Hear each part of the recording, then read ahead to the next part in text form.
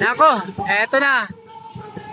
Nila ang mga bayan na nagpapahiwatig ng galing dahil sa palpak ng flood control systems. Ang mga kongresista na kurano, mga kasama, ipakita natin sa kanila ang galit ng sumbayan ng Pilipino.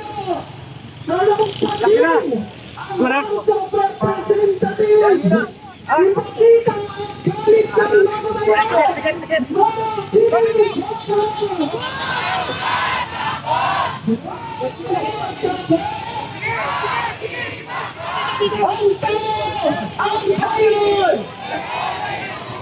Ako, mukhang ano ah. Mukhang magkakaanuan to ah. Kakainitan to, sigurado. Dito tayo ngayon sa Kongreso para Mga kababayan, huwag kayo kukurap. galit! Ang galit sa mga kahanan! Ang galit sa mga kurap! Sa mga kurabog na Kongreso! Ako, huwag kayong kukurap mga kababayan. Sabay-sabay nating isigaw! Talagang grabe to. Mukhang magkakainitan to mga kababayan. Wow! Ito na, ito na. Dito na! Eto na, nako. Ayan na.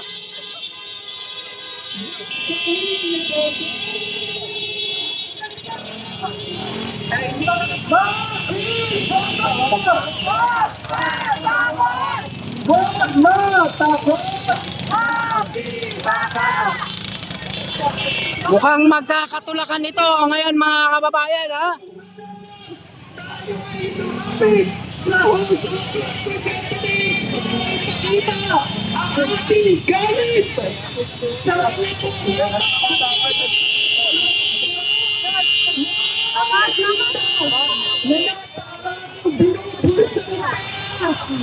Ngunit ang sambayan ng Pilipino naman ay nalulubog sa lahat na gawa ng mga control system.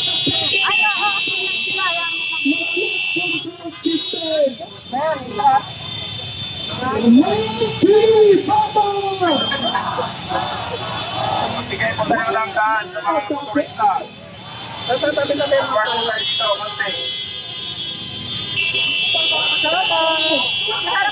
Magbigay po tayo ng daan sa mga motorista.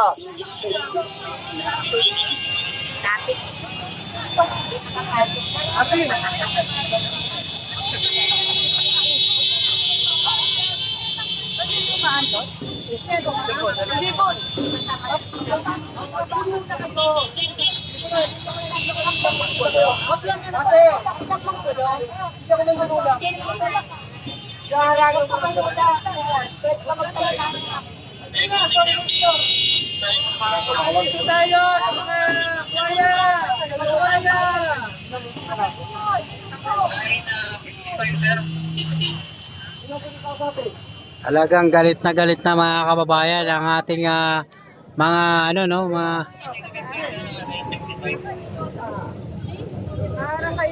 mga rallyista mga kababayan.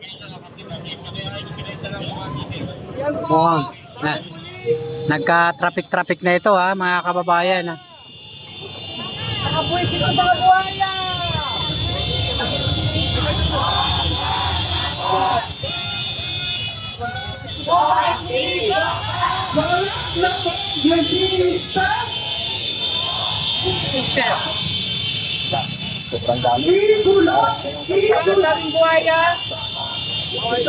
Sobrang dami na nito mga kababayan. Hinarang na po ang kalsada mga kababayan at halos wala nang madaanan ang ating mga motorista. Kung makikita natin itong harap mismo ng House of Representatives mga kababayan ay talagang ano na, napakarami ng mga kababayan natin na sumisigaw. No? Ayan na.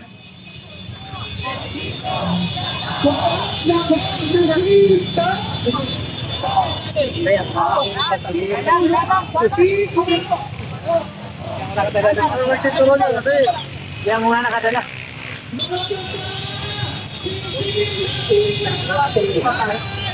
Ipakita natin ang galing ng sambayan ng Pilipino.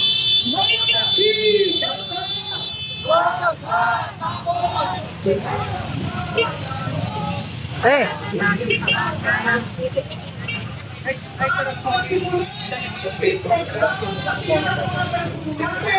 Si Leo Castro mula sa Kalikasan People's Network Coordinator.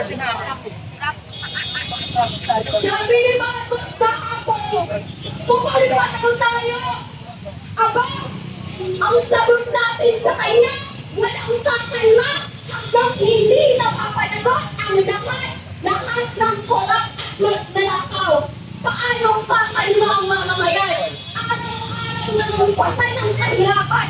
Babakiin ka pa, tapos malalaman mo yung mga magnanakaw na bubuhay ng maraya. Hindi lang maliwanagan ang gusto ng mamamayan bobo.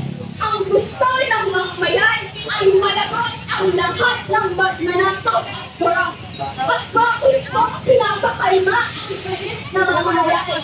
Natakot tayo! Palibasa, ikaw ang numero unang magnanakaw at korap dyan sa Malacanang. Sabi ba, hindi daw maayos yung ugali ng mga nagprotesta sa harap ng building ng mga Diskaya? Sino hindi mas maayos na ugali? Yung mga magnanakaw o yung mga pinagkakawan na pinaglalaban ang kanilang karapatan? Sabi ng abogado ng mga Diskaya, huminahon daw tayo. Aba naman, sagat na po ang hinahon ng mamamayan. Sagat na ang hinahon ng mamamayan. Pasensya na ha! Pasensya na sa mga Diskaya. Ninakawan kasi kami. Ang mga testimonya ng iba't ibang sektor at komunidad ang totoo na hindi lang palpak ang flood control project, kundi ang palpak ang sistema. Hindi lang sa mga nalulunod ang mamamayan, kundi sa pagiging dakawan Hoy! mga nakukulisip sa gobyerno. May investigasyon na nangyayari. mukhang ano ah. Diyan, magkakabago sila mga kasama. Mga kongresista Umatras na. na may record din ng pagnanakaw at malamang sila rin nagpapasok sa mga kongresista.